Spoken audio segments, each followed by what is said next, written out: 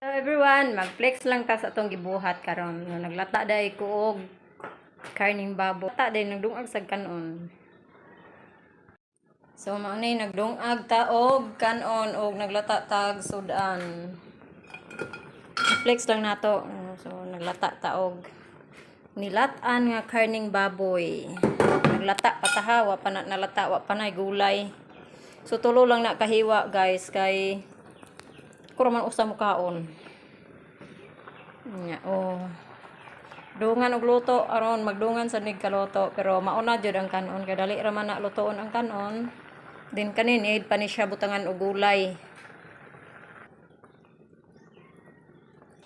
So nag-slice ta og kalabasa para isagol sa tong nilatan. Awa. Labo kaayo.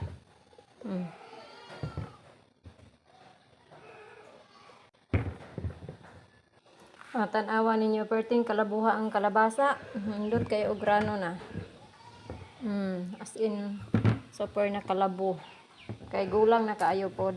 So mao na itong sagol sa nilatan then og repolyo. Ay dili oy. Pichay di ay. Mao ni siya sagol na to sa atong nilatan. So atong tan-aw na atong gilatan og atong ayan na bang butangan og gulay. So bas-hubas ng juta yung sabaw pero ato sa nang lata-lataan. Itong kanon is luto ng kanon. Para-paraan na ni ato ang trabaho ani. Butangan atong kalabasa para mas healthy gyud ni atong pagkaon. Maora po'y gulay nato kalabasa og pichay.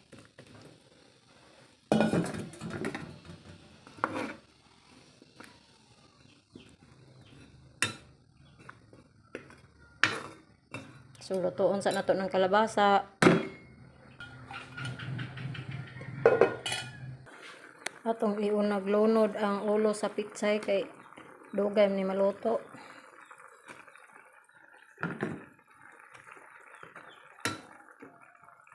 Kaning dahon dali ra siya.